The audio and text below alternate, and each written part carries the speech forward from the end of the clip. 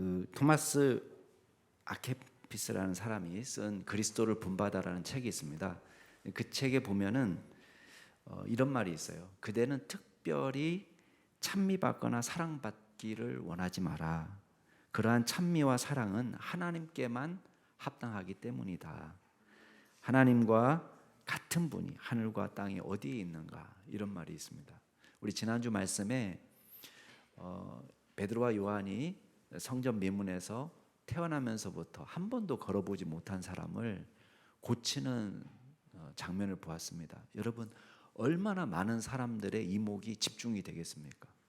모든 사람들이 솔로몬 행각으로 모여들었는데 이때에 베드로와 요한이 설교하는 장면이 나옵니다. 그 설교 내용을 통해서 우리가 몇 가지 은혜를 나누기를 원하는데, 첫 번째는 그거예요. 오직 예수의 능력만 주목하라는 거예요. 예수님의 능력만. 사실 능력은 우리 안에 없습니다. 우리는 잠깐 쓰임받는 도구에 불과한 겁니다. 아무리 이 세상에서 유명하게 되고 높은 지위에 있고 또 권력을 갖는다고 해도, 우리의 소유가 많다고 해도 하나님이 우리에게 잠깐 맡겨주신 거라는 것을 기억해야 됩니다. 오늘 베드로는 질문 형식으로 두 가지를 깨닫게 합니다. 12절 말씀 같이 한번 읽어볼까요? 12절 같이 읽겠습니다. 시작. 베드로가 이것을 보고 백성에게 말하되 이스라엘 사람들아, 이 일을 왜 놀랍게 여기느냐? 우리 개인의 권능과 경건으로 이 사람을 걷게 한 것처럼 왜 우리를 주목하느냐? 자, 두 가지를 질문하고 있는데, 첫 번째 질문은 과연 이 일이 놀랄 일인가? 그거 질문하는 거예요. 왜 놀라겠어요? 예수님이 하나님이시라는 걸 아는 사람은 놀랄 일이 아니에요. 너무 당연한 거죠. 그렇지만 예수님을 제대로 믿지 못하는 사람에게는 이게 놀랄 만한 일이에요. 기적인 거예요. 이거는 할 수 없는 일인 거예요. 그렇지만 베드로는 지금 말하는 거예요. 왜 놀래? 이게 놀랄 일인가? 그거예요. 두 번째 질문은 뭡니까? 왜 우리를 주목하느냐? 그거예요. 왜 우리를 주목하느냐? 우리는 작은 성공에도 생색내기가 얼마나 바쁩니까? 뭘 좀 잘 이루어져도 제가 열심히 기도했어요. 제가 기도한 게 응답이 된 거예요. 우리가 그렇게 말하고 싶을 때가 얼마나 많아요. 그죠? 근데 따지고 보면 저 혼자 기도한 것도 아니었거든요. 근데 우리는 마치 우리가 기도해서 된 것처럼 생각하고, 내가 잘해서, 내가 훌륭해서, 내가 열심히 해서, 내가 노력해서, 내가 눈물과 땀을 흘렸기 때문에 라고 으쓱하게 될 때가 많습니다. 여러분, 그렇지만 우리가 주님의 일을 보면 우리의 능력이나 우리의 경건에 사역의 성패가 달려있다? 그러면요, 우리가 좌절할 때가 얼마나 많겠습니까? 우리는 항상 좋은 지위에 있지 않습니다. 우리의 지혜와 우리의 말에 하나님의 사역이 제한을 받는다면, 또 우리의 건물에 하나님의 사역이 제한을 받는다면 우리는 좌절할 수밖에 없을 것입니다. 그래서 우리가 늘 기도하는 게 있습니다. 하나님, 우리는 부족하기 때문에 우리의 부족함 때문에 하나님의 능력이 가리지 않게 하시옵소서. 건물의 한계나 우리의 한계가 하나님의 한계가 아님을 보여주십시오. 우리가 그렇게 기도하게 됩니다. 여러분, 베드로도 자신을 주목하는 사람에게 오히려 예수님을 주목하도록 설교하고 있습니다. 16절 말씀 같이 한번 읽어보겠습니다. 16절 시작. 그 이름을 믿음으로 그 이름이 너희가 보고 아는 이 사람을 성하게 하였나니 예수로 말미암아 난 믿음이 너희 모든 사람 앞에서 이같이 완전히 낫게 하였느니라. 아멘. 능력이 오직 예수 이름에 있다. 예수의 이름을 믿음으로. 그러니까 베드로도 이 병자를 고칠 때 다른 것으로 하지 않았어요. 나는 금과 은은 우리에게 없다. 그렇지만 내게 있는 것으로 내게 주는데 나사렛 예수 그리스도의 이름으로. 이게 베드로가 이야기한 겁니다. 예수 안에 능력이 있다는 것입니다. 예수로 말미암아 난 믿음이 너희 모든 사람 앞에서 이같이 완전히 낫게 하였다. 우리는 병든 자를 위해서 기도할 뿐입니다. 믿지 않는 사람의 회복을 위해서 기도할 뿐입니다. 그렇지만 우리 안에 능력은 없지만 우리의 능력을 힘입는 것이 아니라 오직 예수 그리스도의 능력이 우리를 통해서 나타나도록. 그 사역의 성패는 우리의 경건에도 우리의 지혜에도 우리의 말에도 달려있는 것이 아니고 오직 예수님께 달려있는 줄 믿으시기 바랍니다. 그래서 바울은 자기가 가시라고 이야기할 만한 육체적인 질병을 가지고 있었어요. 이걸 고침받도록 3번씩이나 기도했어요. 그 기도가 응답이 안 되는 거예요. 그것처럼 답답한 게 어디 있겠어요? 병을 잘 고쳐주시는 하나님인데 얼마든지 하시고자 하면은 병을 고쳐주실 수 있는데 바울은 자신의 병을 위해서 3번이나 기도하는데도 병이 낫지 않는 거예요. 근데 오히려 바울이 받은 하나님의 응답은 따로 있었습니다. 하나님 뭐라고 말씀하세요? 야, 내 은혜가 너에게 족하다. 이는 내 능력이 약한 데서 온전해진다. 바울이 이 말을 듣고 크게 기뻐했다는 것입니다. 그리고 자기가 약한 것들을 자랑했다는 것입니다. 왜 그렇습니까? 내가 연약한 것 때문에 그리스도의 능력이 내게 머물러 있다. 그래서 내가 그리스도를 위해서 약한 것, 능욕, 궁핍, 박해, 공고 이런 모든 것을 당하는 것을 자기는 기뻐했다는 거예요. 왜? 내가 약한 그때에 오히려 내 안에서 누가 강하게 나타났다는 거예요? 예수님의 능력이 강하게 나타났다는 것입니다. 우리는 생각할 때 이왕이면 지위도 좋고 목사님 제가요 돈 많이 벌어서 이제 헌금 많이 하겠습니다. 예. 그런 분 제가 본 적 있습니다. 만난 적 있습니다. 근데 여러분 우리가 돈 많이 벌어서 헌금하겠습니다. 어느 세월에 헌금하겠습니까? 예. 언제 돈이 많이 벌릴까요? 아직까지도 못하고 계셔요. 그분은. 예.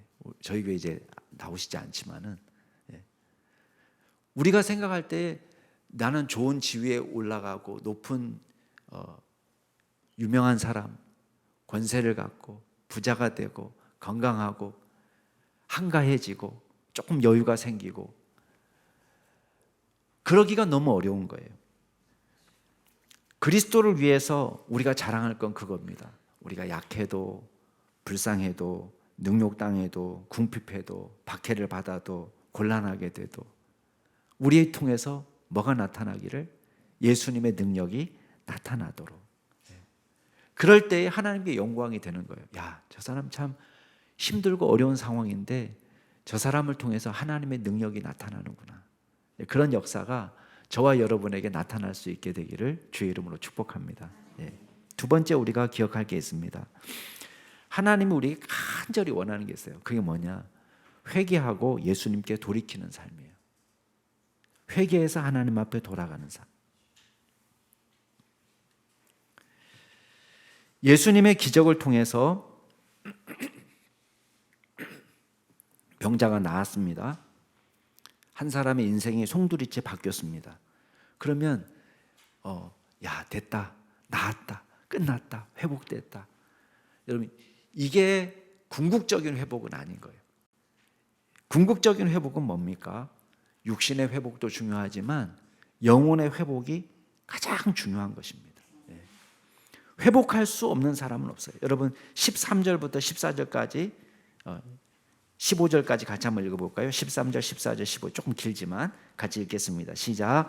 아브라함과 이삭과 야곱의 하나님 곧 우리 조상의 하나님이 그의 종 예수를 영화롭게 하셨느니라.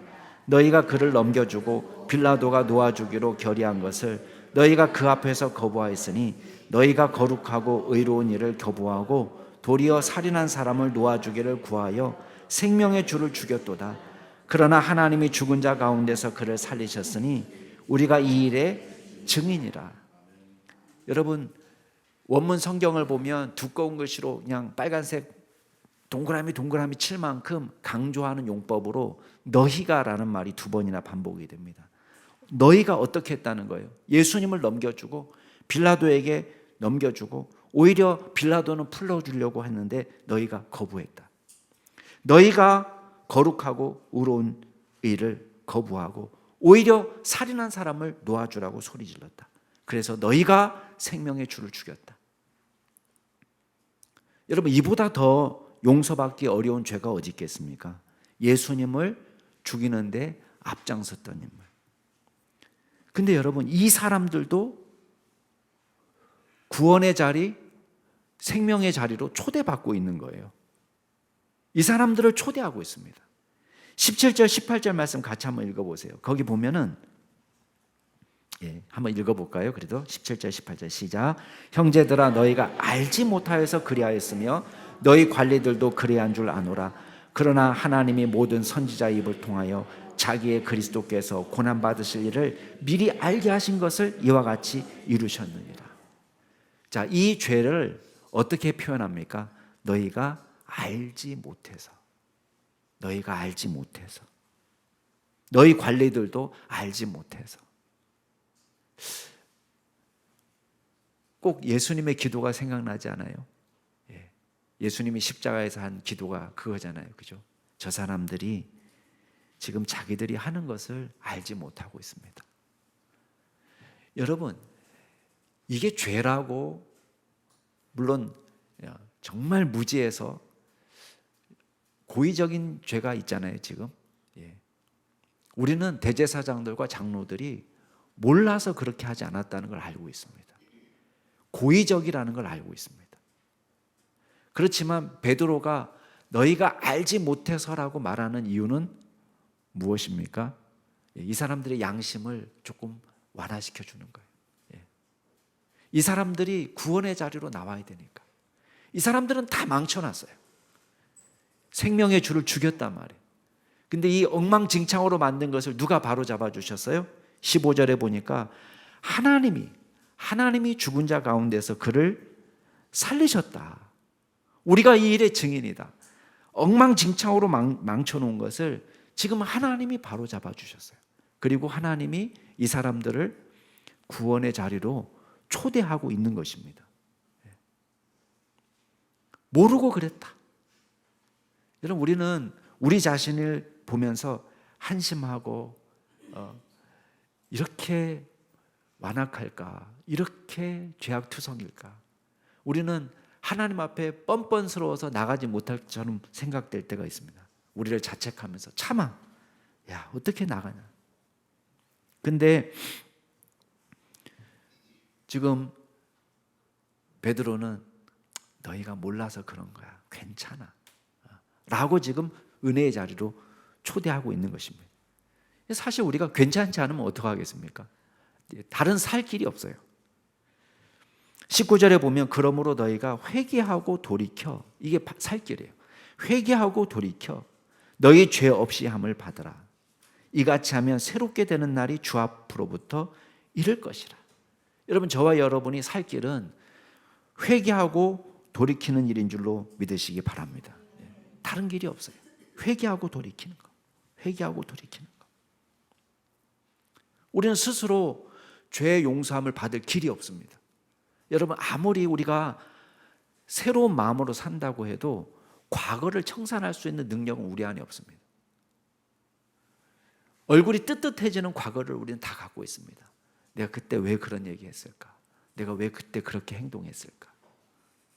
왜 내가 그때 그렇게 살았을까? 청산하고 싶은 과거예요. 근데 이 과거를 청산할 수 있는 길은 다른 방법으로는 없습니다. 회개하고 예수님께 돌아가는 거예요. 그러면 예수님이 어떤 축복을 약속하십니까? 19절에 보면 너희가 죄 없이 함을 받으리라. 죄 없이 함을 받으리라. 첫 번째 특권은 뭐냐? 죄를 용서받는다는 거예요. 이게 하나님 나라 백성 되는데 가장 중요한 요건입니다. 여러분, 하나님의 나라는 어떤 나라예요? 하나님이 주인인 나라예요. 그러면 하나님처럼 돼야지 들어오는 거예요. 우리 힘으로는 씻을 길이 없어요. 지난번에도 제가 말씀드렸죠. 여러분, 우리 집에서 살려면은 우리가 원하는 수준의 청결함을 유지하지 사는 거예요. 그죠? 집에서 강아지 키우시는 분들은 아시죠? 어때요? 그 강아지의 청결 수준은 누구의 청결 수준인가요? 주인의 청결 수준이에요. 뭐 어때? 그냥 뭐 똥 밟고 와서 그냥 돌아다녀도 괜찮아. 이렇게 사는 거야. 이렇게 하면 이 수준이 누구 수준이죠? 주인의 수준인 거예요. 근데 어떤 주인은 이 꼴 못 보는 거예요. 흙 묻고 우리 집에서 돌아다녀? 이건 안 돼. 그러면 이 주인은 어떻게 합니까? 두 가지 중에 하나 해야죠. 하나는 뭐예요? 제일 쉬운 방법은 너 나가. 넌 밖에서 살아야 돼. 여기가 네 집. 이게 첫 번째 쉬운 방법이에요. 두 번째 방법은 어떤 방법이죠? 조금 번거롭고 귀찮지만 얘를 내가 원하는 수준만큼 깨끗하게 만드는 거예요. 자, 하나님이 하시는 방법도 두 가지 중에 하나예요. 하나는 너 거기 있어. 이 방법이고, 또 하나는 깨끗하게 하나님의 수준만큼 우리를 씻어주는 거예요. 우리는 우리 스스로는 하나님이 원하는 수준만큼 씻을 수 없습니다. 자, 여러분 강아지는 여러분이 원하는 수준만큼 씻고 들어오나요? 밖에 나가서 놀다가 잠시만 주인님, 제가 여기서 손 좀 씻고 가도록 하겠습니다. 예. 어때요? 이런 강아지 있나요? 그런 강아지는 다 키우고 싶죠. 그런 강아지 없습니다. 하나님이 주인 되는 나라는 하나님만큼 거룩한 사람이 들어가는 곳이에요. 저와 여러분의 힘으로는 거룩하지 못합니다. 그래서 하나님이 사용하시는 방법이 뭐예요? 우리를 깨끗게 하시기 위해서 예수님을 심판하신 거예요. 그 심판을 받고 예수 그리스도의 보혈로 우리는 정결하게 된 것입니다. 하나님의 거룩함에 이를 수 있는 비결이 딱 하나예요. 누구를 통해서? 예수 그리스도를 통해서. 두 번째 특권이 뭐냐? 우리로 하여금 새롭게 되는 날이 온다는 거예요. 여러분, 새롭게 되는 날이 주 앞으로부터 이를 것이라. 이 새롭게 되는 날은 종말의 때입니다. 마지막 최종적인 회복의 때. 20절, 또 주께서 너희를 위하여 예정하신 그리스도 곧 예수를 보내시리라. 자, 이 예수를 보내신다는 것은 초림을 말하는 게 아니겠죠. 당연히 재림을 말하는 것입니다.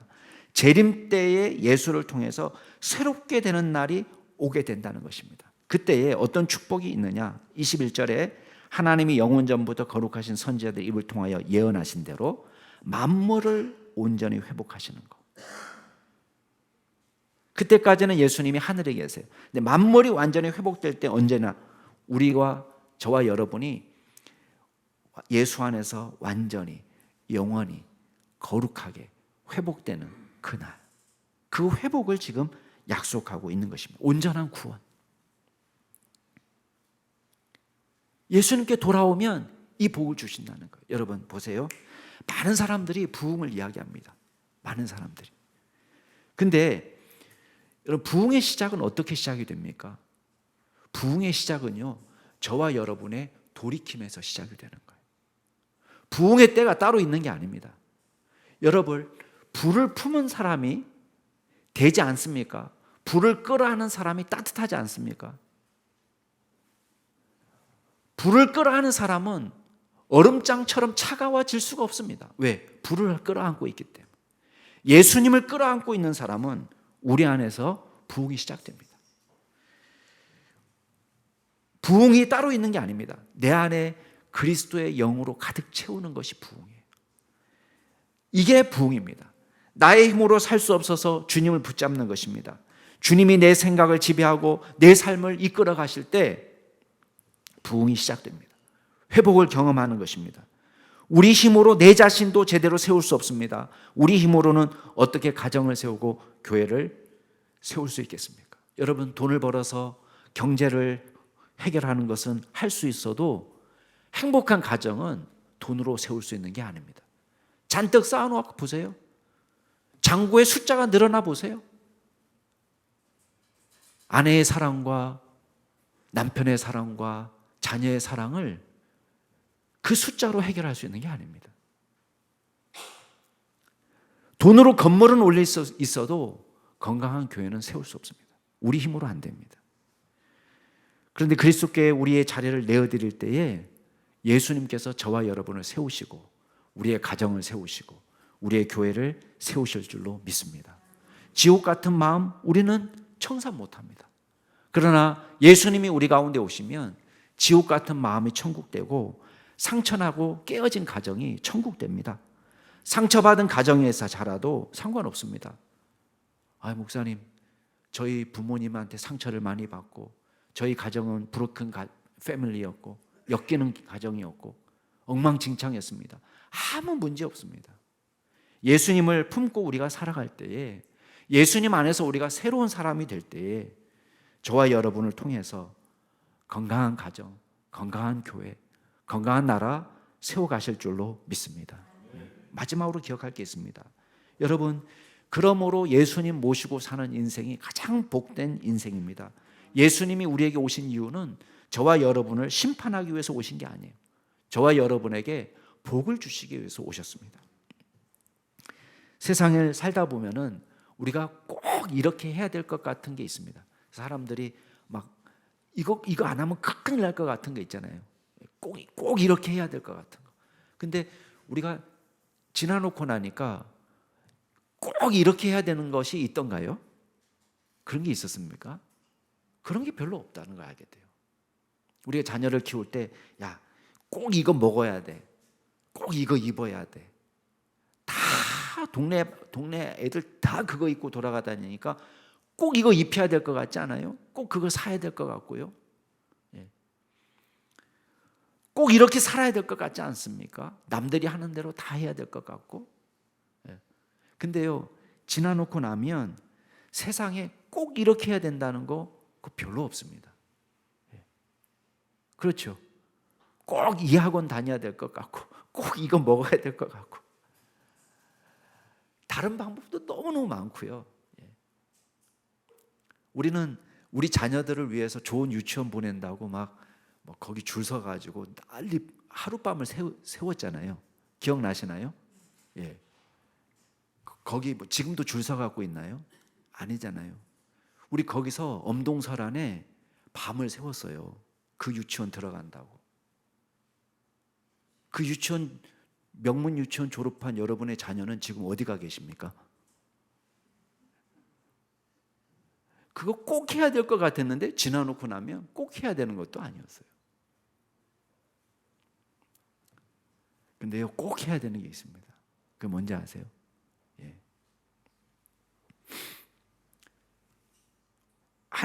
유일하게 하나, 저와 여러분이 해야 될 거, 예수님을 주님으로 모시고 사는 인생, 꼭 해야 될 줄로 믿습니다. 여러분, 베드로는 믿고 순종하는 일을, 예수님을 믿고 순종하는 일을 하나님 믿고 순종하는 것과 같이 이야기해요. 여러분, 22절 23절 같이 한번 읽어볼까요? 22절 23절 시작. 모세가 말하되 주 하나님이 너희를 위하여 너희 형제 가운데서 나 같은 선지자 하나를 세울 것이니 너희가 무엇이든지 그의 모든 말을 들을 것이라. 누구든지 그 선지자의 말을 듣지 아니하는 자는 백성 중에서 멸망받으리라 하였고. 모세가 예언한 게 있거든요. 하나님께서 나와 같은 선지자를 너희들에게 허락하실 거다. 이게 신명기 18장에 나오는 말씀이에요. 근데 이 말씀의 배경을 알아야 됩니다. 언제 이 말을 했느냐? 호렙산에서 하나님께서 이스라엘 백성들에게 말씀하실 때가 있었어요. 율법을 주실 때. 근데요, 하나님이 너희들은 나 외에는 다른 신들을 내게 두지 말라. 이렇게 하니까 백성들이 가슴이 쫄깃쫄깃한 거예요. 막 이걸 방망이가 치는데 너무 무서운 거예요. 그래서 모세에게 말합니다. 하나님이 직접 얘기하지 않게 해달라. 당신 통해서만 이야기해도 우리가 얼마든지 듣겠다. 우리가 하나님의 임재를 도저히 감당할 수 없다. 너무 무섭다. 이렇게 이야기하는 장면이 나와요. 그때에 모세가 하나님으로부터 받은 약속이 그거예요. 그게 뭐냐? 하나님께서 앞으로 모세와 같은 예언자들을 이 백성들에게 허락하실 때가 있다는 거예요. 지금 모세의 역할은 뭡니까? 모세의 역할은 하나님과 백성 사이의 중재자 역할이에요. 근데 이 역할을 지금 모세가 하는 것도 물론 훌륭하게 했지만 모세는 하나님의 말씀을 들어가지고 지금 전달하는 수준이에요. 자기의 것이 아니에요. 근데 앞으로 모세와 같은 선지자가 오는데 이 선지자는 어떤 선지자냐? 하나님이 직접 오시는 거예요. 그러면 우리처럼 인간의 육신을 입고 오셨지만은 하나님이 우리 가운데 오신 바로 그 단순히 그냥 말씀만 증거하는 것이 아니라 하나님의 말씀과 하나님의 능력이 고스란히 나타나는, 육화되어서 나타나는, 우리의 눈으로 보기에 가시적으로 완벽하게 이 세상에서 구현된 그런 선지자가 오게 될 거라는 거예요. 자, 그 약속이 지금 누구에게서 이루어졌다는 겁니까? 예수님에게서 이루어졌다는 거예요. 그래서 이 선지자 23절에 보면 이 선지자의 말을 듣지 아니하는 그 백성들은 멸망을 받게 된다. 왜? 이 선지자는 다름 아닌 하나님이신 거예요. 하나님의 말씀을 거부하는 자는 심판을 받게 됐다는 거예요. 멸망을 받게 된다는 거예요.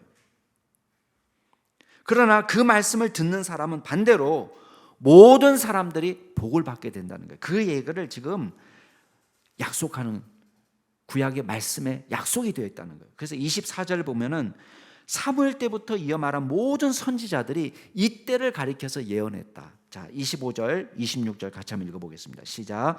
너희는 선지자들의 자손이요 또 하나님이 너희 조상과 더불어 세우신 언약의 자손이라. 아브라함에게 이르시기를 땅 위의 모든 족속이 너희 씨로 말미암아 복을 받으리라 하셨으니 하나님이 그 종을 세워 복 주시려고 너희에게 먼저 보내사 너희로 하여금 돌이켜 각각 그 악함을 버리게 하셨느니라. 자, 아브라함 때도 미리 약속하셨는데 누구? 언약의 자손, 언약의 자손. 아브라함에게 너희 씨로 말미암아 복을 받으리라. 이 씨는 단수예요. 단수, 복수가 아니라 너의 씨들로 말미암아가 아니라 너의 그 씨로 말미암아, 그 후손으로 말미암아 아브라함에게 약속하신 모든 민족이 복을 받게 되는, 땅 위의 모든 족속이 복을 받게 되는 그 씨, 그 후손, 바로 그 언약의 자손이 누구냐 말이에요. 예수님이라고 얘기하는 거예요. 지금 베드로가 예언할 때 이게 아브라함도 그 예언을 했고 그 종을 세워서 복 주시려고 너에게 먼저 보내셔서 각각 그 악함을 버리게 하셨다. 이 예수님이 지금 이 땅에 오셨다는 걸 이야기하고 있는 것입니다. 땅의 모든 족속이 너희 씨로 말미암아 복을 받으리라. 하나님이 그 종을 세워 복 주시려고 두 번이나 강조해서 말씀하고 있는 것이에요. 그럼 우리에게 짓는 질문이 있어요. 예수님이 오셨으니까 자동적으로 온 인류가 복을 받는 것입니까? 아니라는 거예요. 여기서 핵심은 뭐예요? 그 말을 듣는 자는. 여러분, 여기서 듣는다는 말은 단순히 귀로 듣는다는 것이 아니에요. 그리스어도 마찬가지고 히브리어도 마찬가지로 심지어 우리 조선말도 마찬가지예요. 듣는다는 말하고 뭐가 같은 말이에요? 순종하는다는 말이 같은 말이에요. 믿는다는 말도 거기 포함되어 있어요. 여러분, 야, 내 말 좀 들어. 그 말은 무슨 말이에요? 부모님이 야, 이놈 자식아, 내 말 좀 들어라. 이렇게 말할 때는 그 말이 무슨 말이에요? 단순히 히어링을 말하는 겁니까? 예, 내 말을 듣고 순종해라 그 말이에요. 지금 말씀이 그 말인 겁니다. 모두가 다 자동적으로 구원받는 것이 아니라 너희로 돌이켜 각각 그 악함을 버리도록, 그 악함에서 떠나도록, 그 후손의 말을 듣고 믿고 주님께 나오도록. 사랑하는 성도 여러분, 마이더스 왕에 대해서 들어보셨을 거예요. 미다스의 왕, 미다스라고도 얘기하고 마이더스라고도 얘기하고. 여러분, 이 사람은 디오니소스에게 간청합니다. 내가 만지는 것마다 다 황금으로 변하게 해달라. 그 좋은 아이디어 아닌데 내 기회를 다시 줄 테니까 다른 걸 원해. 그거 좋은 아이디어 아니야. 아닙니다. 저는 더 많은 부자가 되고 싶습니다. 이미 부자예요. 근데 더 큰 부자가 되고 싶다는 거예요. 만지는 것마다 다 황금으로 변하게 해달라. 마지못해서 들어줬어요. 그랬더니 어떤 일이 벌어집니까? 잔을 딱 잡았더니 금잔으로 변하는 거예요. 와! 분수를 만졌더니 분수도 만지는 것마다 황금으로, 그냥 궁전을 돌아다니면서 이것저것 만지는데 다 황금으로 변하는 거예요. 그 문제는 뭐예요?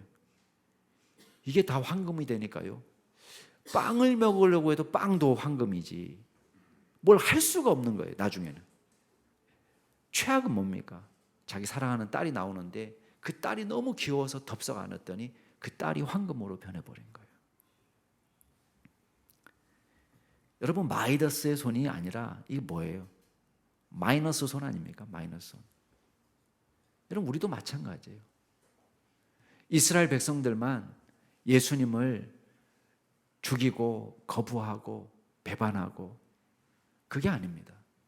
우리가 믿음 없이 살아가면서 우리의 인생을 우리가 망가뜨립니다. 엉망진창으로 만들어버려요. 내 인생을 망가뜨리고, 나뿐만 아니라 내 배우자의 인생을 망가뜨리고, 내 자녀들의 인생도 망가뜨리고, 우리가 손을 대면서 내가 망가뜨려야지 굳은 결심해서 망가뜨리는 사람은 별로 없습니다. 다 잘해보고 싶었어요. 다 잘 살아보고 싶었어요. 그러나 우리가 손을 대면 문제가 복잡해집니다. 엉망진창이 됩니다. 내가 성질대로 살면은 내 옆에 사람이 오려고 하지 않습니다.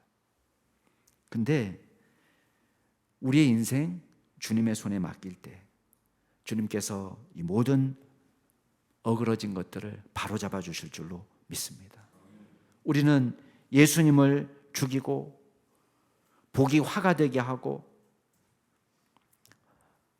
모든 인생을 망가뜨리고 하나님을 배반하고, 그렇지만 회복의 길이 막혀있는 사람은 없어요.